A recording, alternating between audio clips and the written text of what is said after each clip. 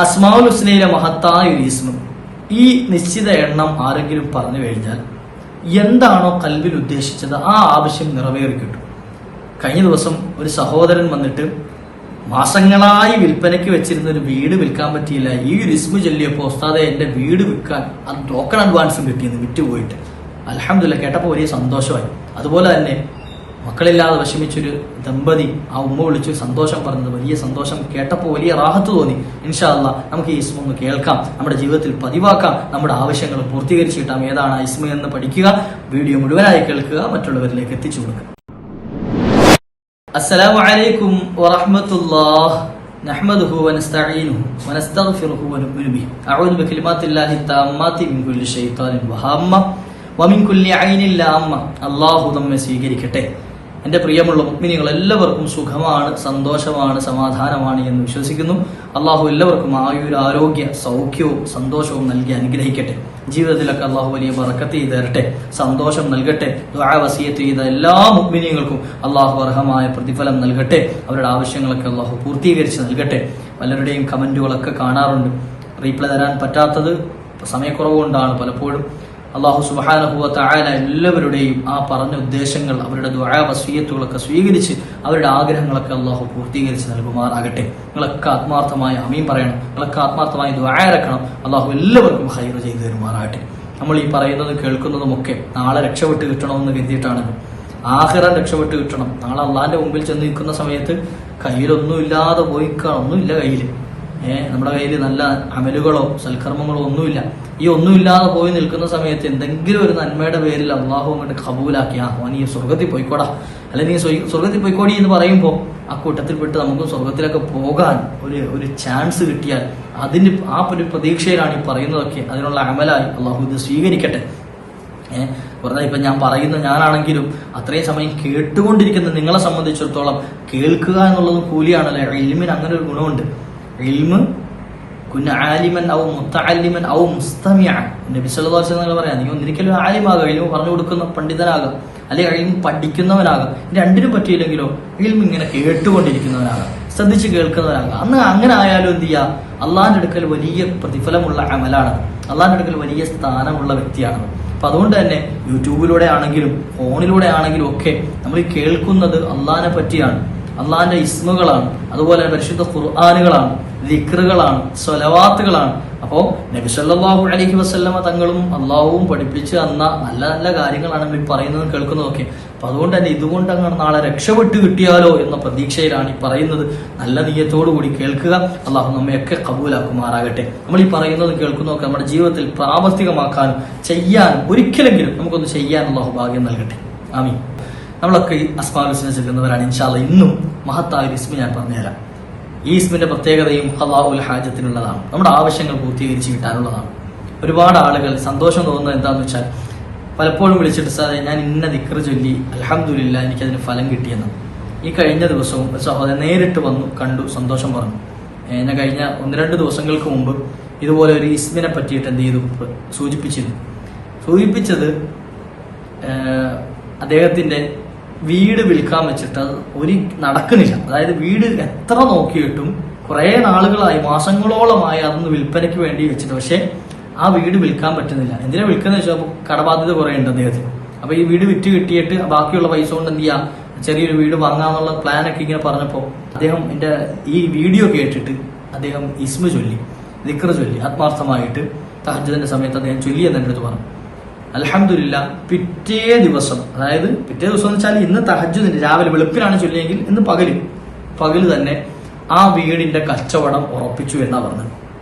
ആ കച്ചവടം ഉറപ്പിച്ചു, അഡ്വാൻസും കൊടുത്തു അദ്ദേഹത്തിന്. നോക്കുക, ഇത് എന്റെ പവറായിട്ട് പറയല്ലോ കേട്ടോ, അങ്ങനെ തെറ്റിദ്ധരിക്കരുത്. മറിച്ച് യജമാനനായ റബ്ബിന്റെ ഇസ്മാണല്ലോ ഈ പറഞ്ഞു കൊടുത്തത്.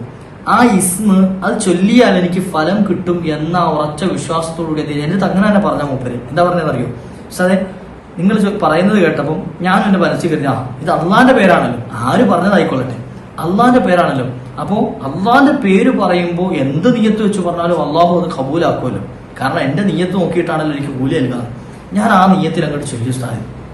അൽഹംദുലില്ലാഹ് രാവിലെ, അതായത് അന്നത്തെ ദിവസം പകല് തന്നെ എന്റെ വീട് കച്ചവടമായി എനിക്ക് ടോക്കൺ അഡ്വാൻസ് കിട്ടിയിട്ടുണ്ട്. അത് കേട്ടപ്പോൾ വലിയ സന്തോഷമായി. മൂപ്പര് ആ സന്തോഷത്തിന്റെ പേരിൽ എന്ത് ചെയ്യാ, എന്നെ കാണാമോ?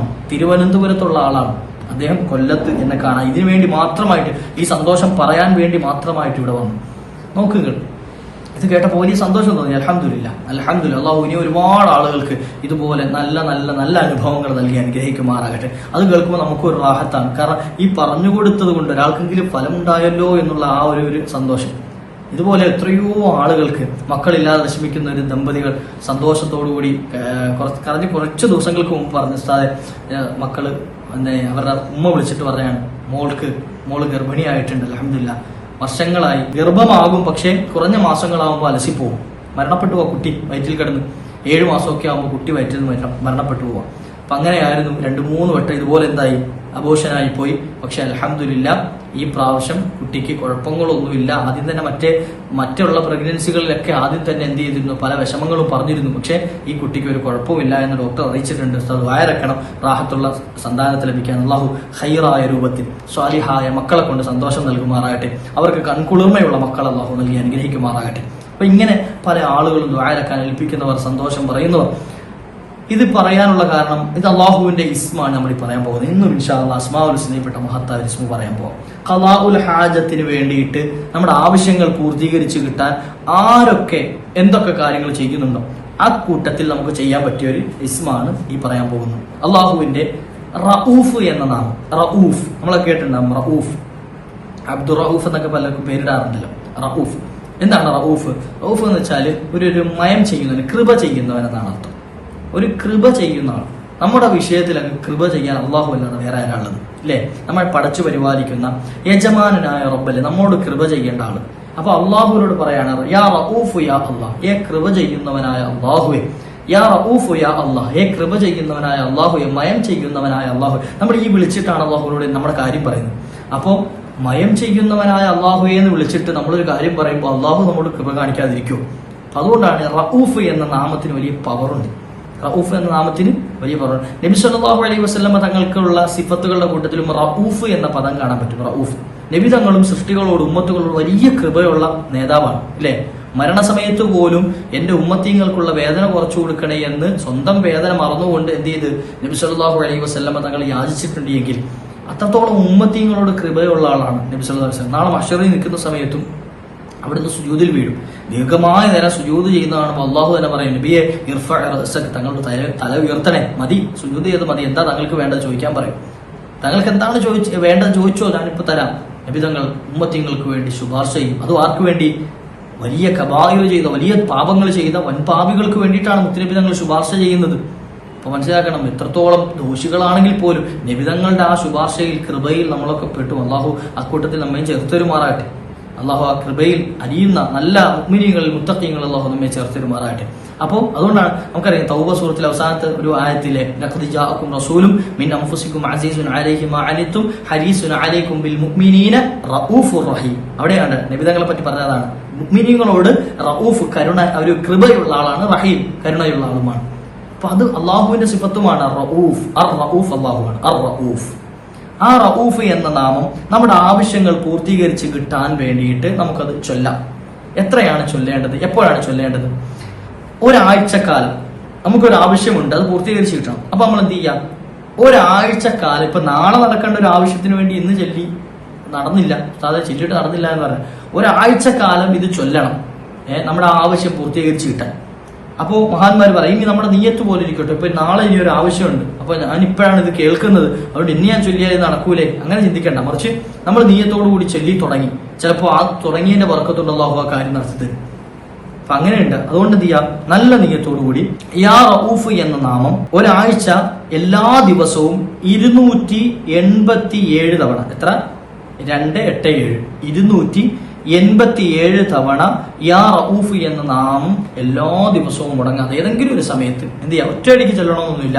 നിങ്ങൾക്ക് പറ്റുന്ന പോലെ ഇപ്പൊ 100 ഇപ്പൊ ചൊല്ലി, കുറച്ച് കഴിഞ്ഞ് 100 ചൊല്ലി, കുറച്ച് കഴിഞ്ഞ് 87 ചൊല്ലി, അങ്ങനെ ആയാലും മതി. അപ്പോ 287 തവണ യാ റഊഫ് എന്ന നാമം, യാ റഊഫ്, യാ റഊഫ്, യാ റഊഫ്, യാ റഊഫ്, യാ റഊഫ്, ഇങ്ങനെ 287 തവണ ചൊല്ലിക്കഴിഞ്ഞാൽ എന്താവശ്യമാണോ മനസ്സിൽ കരുതിയത് ആ ആവശ്യം അള്ളാഹു നടപ്പാക്കി കൊടുക്കും. യാ റബ്ബേ, ഈ ഒരു ദിക്ർ ഞാൻ പറഞ്ഞു, ഒരു ഇസ്മു പറഞ്ഞു, അല്ലാഹുവേ ഈ ഇസ്മ ചൊല്ലിയിട്ട് ഏതെങ്കിലും ഒരു മുഅ്മിനിന്റെ എങ്കിലും ആഗ്രഹം നടന്നത് സന്തോഷം കേൾക്കാൻ എനിക്കും നീ ഭാഗ്യം നൽകണേ അല്ലാഹ്. ഞാനൊന്ന് ദ്വാരക്കാണ്, അല്ലാഹു നീ എനിക്കും അത് ആ ഒരു അനുഭവം കേൾക്കാനുള്ള ഭാഗ്യം നൽകണേ. എത്രയോ മുനികൾ പല ആവശ്യങ്ങളുള്ളവരുണ്ട്. എന്റെ ശബ്ദം ശ്രമിച്ചുകൊണ്ടിരിക്കുന്ന പല ഉമ്മമാരും സഹോദരിമാരും ഒക്കെ വിളിച്ചിട്ട് സങ്കടം പറയാറുണ്ട് പല ആവശ്യങ്ങളും. അപ്പോൾ യാ റഊഫ് എന്ന നാമം നമ്മൾ ചൊല്ലിക്കോളൂ ഇൻഷാ അല്ലാഹ്. വേറെ ഒന്നും ചൊല്ലിയില്ലെങ്കിലും ഈ ഒരു ദിക്ർ നമ്മൾ കൊണ്ടുനടക്കാം.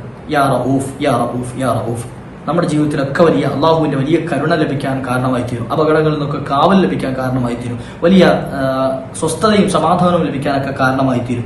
ഈ യാ റഊഫ് എന്ന നാമത്തിന് മറ്റൊരു പ്രത്യേകത കൂടിയുണ്ട്. യാ റഊഫ് എന്ന ആരെങ്കിലും ഒരാൾ ഈ 287 തവണ ചൊല്ലിക്കഴിഞ്ഞാൽ എന്ത് ചെയ്യും? അയാളുടെ കൽബില് ഞെരുക്കമുണ്ടാവില്ല. കൽബിൽ ഞെരുക്കം ഉണ്ടാകുക എന്ന് പറഞ്ഞാൽ എന്താ? ചില ആളുകളുണ്ട്, എന്തൊക്കെ ഉണ്ടെന്ന് പറഞ്ഞാലും ശരി, മനസ്സിന് ഒരു പിരിമുറുക്കമായിരിക്കും, ഒരു സമാധാനം ഇല്ലാത്ത ജീവിതത്തില്ലേ, ഒരു കസാവത്തുൽ കൽബങ്ങട്ട് കട്ടിയായി പോകാം. ചിലർക്ക് ഒരു മയം ഉണ്ടാവില്ല ജീവിതത്തിൽ ഒരു രക്ഷ ഉണ്ടാവില്ല. അങ്ങനത്തെ ചില ആളുകൾ ഭയങ്കര പിടിഭാഷയുള്ള ആളുകൾ, ഭയങ്കര കാർക്കശ സ്വഭാവമുള്ള ആളുകൾ, അത്തരത്തിലുള്ള ആളുകൾക്കൊക്കെ ആ സ്വഭാവം മാറിയിട്ട് എല്ലാവരോടും സന്തോഷവും സമാധാനമുള്ള നല്ല റഅഫത്തുള്ള കൽബുണ്ടാകാൻ കാരണമായി തീരും. യാ റഊഫ് എന്ന നാമം എന്ത് ചെയ്താൽ 287 തവണ ചൊല്ലിയാൽ. അപ്പൊ ഈ ചൊല്ലലോടുകൂടി തന്നെ നമ്മുടെ ആവശ്യങ്ങൾ പൂർത്തീകരിച്ചു കിട്ടാൻ, നമ്മുടെ കൽബ് നന്നാകാനൊക്കെ കാരണം, ടെൻഷൻ മാറിക്കിട്ടാൻ, പ്രയാസങ്ങൾ നീങ്ങിക്കിട്ടാൻ, കൽബിന്റെ എല്ലാ വിഷമങ്ങളും മാറി സന്തോഷം ലഭിക്കാനൊക്കെ കാരണമായി തീരും. ഇനിയോ ആരെങ്കിലും ഒരാൾ ഈ യാ റഊഫ് എന്ന നാമം അത് നിരന്തരമായി ചൊല്ലുന്നവരാണെങ്കിൽ, അത് നിശ്ചിത എണ്ണമൊന്നുമില്ല, നമ്മളെ കൊണ്ട് പറ്റുന്ന എണ്ണം 100 200 എത്രയാണ് ചൊല്ലാൻ പറ്റുന്നത് അത്രയും ചൊല്ലാം. അങ്ങനെ ചൊല്ലുന്ന ആളാണെങ്കിൽ ഖൗഫിനെ തൊട്ട് അള്ളാഹു കാത്തു രക്ഷിക്കുന്നതാണ്. പേടി ഉണ്ടാവില്ല അയാളുടെ ജീവിതത്തിൽ, പേടി ഉണ്ടാവില്ല. പേടി ഉണ്ടാകുന്ന വെച്ചാൽ ഏത് അക്രമികളെ തൊട്ടും നിർഭയത്വം ലഭിക്കും. എത്ര വലിയ അക്രമികൾ നമ്മുടെ ചുറ്റുഭാഗത്തുണ്ടെന്ന് പറഞ്ഞാലും മനസ്സിൽ പേടി ഉണ്ടാവില്ല. പലപ്പോഴും നമ്മൾ പതറിപ്പോകുന്ന എവിടാന്നറിയാം, നമുക്ക് പേടി വരുമ്പോഴാണ്. അസ്ഹാബുൽ ബദരീങ്ങൾ അവർ ബദറിന്റെ രണാങ്കണത്തിൽ ഇങ്ങനെ നിൽക്കുക, ബദറിൽ ഇങ്ങനെ അണിനിരന്ന് നിൽക്കുക, 313 ആളുകൾ അല്ലേ സ്വഹാബത്ത്. എന്നാൽ അവരുടെ കയ്യിൽ കുറച്ച് ആളുകളുടെ കയ്യിൽ കുറച്ച് പൊട്ടിയ വാളുകളും മൂർച്ചയില്ലാത്ത വാളുകൾ, കുന്തങ്ങൾ കുറഞ്ഞത് മാത്രം. പല ആളുകളും വെറും കൈയോടെ നിൽക്കുക, ഒന്നുമില്ല. ഈത്തപ്പന മടൽ കൊണ്ടൊക്കെ യുദ്ധം ചെയ്ത സ്വഹാബത്തിന്റെ ചരിത്രം പറയുന്നുണ്ട് ഇസ്ലാമിക ചരിത്രത്തിൽ. അപ്പൊ ഇങ്ങനെ നിൽക്കുക, കുറഞ്ഞ ഒട്ടകങ്ങൾ, കുറഞ്ഞ 2-3 കുതിരകൾ, ഇത്രയൊക്കെ ഉള്ളൂ കയ്യിൽ. കാരണം ഒരു യുദ്ധത്തിന് വേണ്ടി തയ്യാറെടുത്ത് വന്നതല്ലല്ലോ, ബദർ ഒരു പ്രതിരോധ സമരമാണല്ലോ. അപ്പം അങ്ങനെ വന്ന് നിൽക്കുകയാണ്. എതിരെയോ അപ്പുറത്തോ ഇവരുടെ 3 ഇരട്ടി വലിപ്പമുള്ള ശത്രു സൈന്യം, അബൂജഹലും കൂട്ടലും, 1000-ഓളം വരുന്ന ശത്രുക്കളുണ്ട് അപ്പുറത്ത്. ഇവര് കേവലം 300 സംതിങ് ആളുകൾ മാത്രം. ആ എതിരെ നിൽക്കുന്ന ആളുകളുടെ കയ്യിൽ എല്ലാ മൂർച്ചയുള്ള വാളുകളുണ്ട്, അവരുടെ ആഴിയിൽ അമ്പുകളുണ്ട്, അതുപോലെ തന്നെ അവരുടെ കൈകളിൽ കുന്തങ്ങളുണ്ട്, പടച്ചട്ടകളുണ്ട്, അതുപോലെ തന്നെ പരിചകളുണ്ട്, അവരുടെ കൂടെ എമ്പാടും ഒട്ടകങ്ങളുണ്ട്, പാഞ്ഞെടുക്കാൻ പറ്റിയ കുതിരകളുണ്ട്, അവരെ പ്രോത്സാഹിപ്പിക്കാനുള്ള പെണ്ണുങ്ങളുണ്ട്, അവർക്ക് ഭക്ഷണങ്ങളുണ്ട്, എല്ലാം ഉണ്ട്. ഇപ്പുറത്തോ സാധുക്കളായ ആളുകൾ, ഭക്ഷണം കഴിച്ചിട്ട് ദിവസങ്ങളായ ആളുകൾ. അപ്പോ ഈ ബദരീങ്ങളായ ആളുകളുടെ ഓപ്പോസിറ്റ് നിൽക്കുന്ന ശത്രു സൈന്യത്തെ കണ്ട് നമ്മളാണെങ്കിൽ പേടിക്കും. കാരണം എന്തേ? അവിടെ മരണം ഉറപ്പിക്കാം. കാരണം ഒരാളുടെ നേരെ 3 ആൾക്ക് വെച്ച് ആക്രമിക്കാനുള്ള വകുപ്പ് അപ്പുറത്തുണ്ട്. ഒരാളെ 3 ആളുകൾ 3 സൈഡിൽ നിന്നൂടെ വെട്ടാൻ നിൽക്കുകയാണെങ്കിൽ എങ്ങനെ പ്രതിരോധിക്കാൻ പറ്റും? മരിക്കല്ലാതെ വേറെ വഴിയൊന്നുമില്ല. അപ്പോൾ പേടിക്കേണ്ട എല്ലാ മാർഗങ്ങളും എല്ലാ വഴികളും അവിടെ ഉണ്ട്. പക്ഷേ ഖാലു ഹസ്ബുനല്ലാഹു വനിഅമൽ വക്കീൽ, അവർ പറഞ്ഞൊരു വാക്കുണ്ട്, അല്ലാഹ് ഉണ്ടല്ലോ പിന്നെ ഞങ്ങളെന്തിനാ പേടിക്കണം, അല്ലേ? അല്ലാഹ് ഉണ്ടല്ലോ ഞങ്ങളെ ഏറ്റെടുക്കുക, പിന്നെ ഞങ്ങളെന്തിനാ പേടിക്കേണ്ട ആവശ്യം? പേടിയൊന്നുമില്ല. അതുകൊണ്ട് തന്നെ അവരുടെ കൽബിൽ നിന്ന് പേടി അങ്ങോട്ട് പോയപ്പോഴേക്കും ഈ ശത്രു സൈന്യത്തിന്റെ ഇടയിലേക്ക് ഇരച്ചു കയറാൻ ഒരു മടി ഉണ്ടായില്ല അവർക്ക്. കാരണം എന്താ? ഇവിടെ അള്ളാഹു നമ്മുടെ കൂടെ ഉണ്ട്, അള്ളാഹ് ഉണ്ട്. ഹസ്ബുനല്ലാഹു വനിഅമൽ വക്കീൽ, നമ്മളങ്ങോട്ട് ഭരമേൽപ്പിച്ചിട്ടുണ്ട്, അള്ളാഹിനെ ഏൽപ്പിച്ചിട്ടുണ്ട്. പിന്നെ പേടി എന്താ? എന്തിനാ പേടി? ആ ചരിത്രം നമുക്കൊരു പാഠമാണ്. കാരണം എന്താ? അള്ളാഹു കൽബിൽ നിന്ന് പേടി എടുത്ത് കളഞ്ഞാൽ പിന്നെ നമുക്ക് വേറെ ഒരു മഖ്ലൂക്കിനെയും പേടിക്കേണ്ടി വരില്ല. ഖൗഫ് എടുത്ത് കളഞ്ഞാൽ അള്ളാഹിനെ മാത്രം പേടിച്ചാൽ മതി. അള്ളാഹിനെ മാത്രം പേടിച്ച് തഖ്വയോടുകൂടി ജീവിച്ചാൽ വേറൊരു മഖ്ലൂക്കിനെ നമ്മൾ പേടിക്കേണ്ടി വരില്ല. ഇനി എത്ര വലിയ കൊള്ളസംഘമാണെന്ന് പറഞ്ഞാലും, എത്ര വലിയ അക്രമകാരികളാണെന്ന് പറഞ്ഞാലും, എത്ര വലിയ പിടിമൃഗങ്ങളാണെന്ന് പറഞ്ഞാലും ശരി, അതിനെ തൊട്ടൊക്കെ കാവൽ ലഭിക്കാൻ അല്ലാഹു സുബ്ഹാനഹു വ തആല നമ്മുടെ മനസ്സിലൊരു ഹിമ്മത്തിട്ട് തരും, ഒരു മനക്കരുത്തിട്ട് തരും. ഒറ്റയ്ക്ക് ജീവിക്കുന്നവരാണെങ്കിൽ, ആരോരും കൂട്ടിലില്ലാത്തവരാണെങ്കിലൊക്കെ അവർക്കൊരു അത്താണിയാണ് അള്ളാഹുവിന്റെ അസ്മാഉൽ ഹുസ്ന. അതുകൊണ്ട് തന്നെ അസ്മാഉൽ ഹുസ്ന മുറുകെ പിടിക്കാം. യാ റഊഫ് യാ അല്ലാഹ്, യാ റഊഫ് യാ അല്ലാഹ്, ഇത് നിരന്തരം പതിവായി ചൊല്ലുക. ഇങ്ങനെ ചൊല്ലുന്ന ആളുകളാണെങ്കിൽ അവരുടെ ജീവിതത്തിൽ അല്ലാഹു സുബ്ഹാനഹു വ തആല കാവല് നൽകും.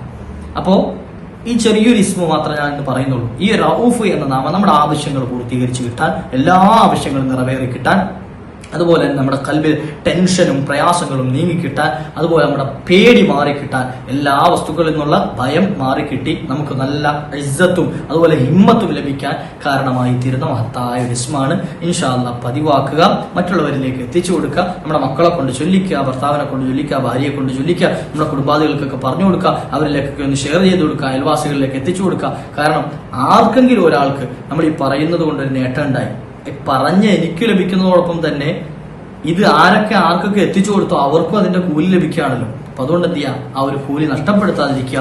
അല്ലാഹു സുബ്ഹാനഹു വ തആല മറ്റുള്ളവരിലേക്ക് എത്തിച്ചു കൊടുക്കാൻ നമുക്കൊക്കെ ഭാഗ്യം നൽകുമാറാകട്ടെ. നമ്മുടെ ആവശ്യങ്ങളൊക്കെ അല്ലാഹു പൂർത്തീകരിച്ച് നൽകുമാറാകട്ടെ. ഖൽബിന്റെ മുറാദുകൾ അല്ലാഹു ഹാസിലാക്കി തരട്ടെ. മരണപ്പെട്ടു പോയവർക്ക് അല്ലാഹു മഗ്ഫിറത്ത് നൽകുമാറാകട്ടെ. ജീവിച്ചിരിക്കുന്നവർക്ക് അല്ലാഹു ആഫിയത്തുള്ള ദീർഘായുസ് നൽകുമാറാകട്ടെ. ജോലികളിൽ, സമ്പാദ്യങ്ങളിൽ, മക്കളിൽ, അതുപോലെ നാമുമായി ബന്ധപ്പെട്ട സർവ്വ മേഖലകളിലും അല്ലാഹു വലിയ വിജയവും വലിയ സ്ഥാനവും നൽകി അനുഗ്രഹിക്കുമാറാകട്ടെ. മക്കൾ പരീക്ഷ എഴുതുന്നവർ അവർക്കൊക്കെ അല്ലാഹു ഉന്നത വിജയം നൽകി അനുഗ്രഹിക്കുമാറാകട്ടെ. ഉന്നത സ്ഥാനങ്ങളിലേക്ക് അല്ലാഹു അവരേക്ക് എത്തിച്ചേരുമാറാകട്ടെ. മാതാപിതാക്കൾക്ക് ഉപകരിക്കുന്ന മക്കളായ അല്ലാഹു അവരേക്ക് കബൂലാക്കുമാറാകട്ടെ. മരിക്കുന്ന സമയം ഈമാൻ സലാമത്തായി മരിക്കാൻ അല്ലാഹു നമുക്കൊക്കെ ഭാഗ്യം നൽകുമാറാകട്ടെ. വാഖിറു ദഅവാനാ അൽഹംദുലില്ലാഹ്. അസ്സലാമു അലൈക്കും വറഹ്മത്തുള്ളാഹി.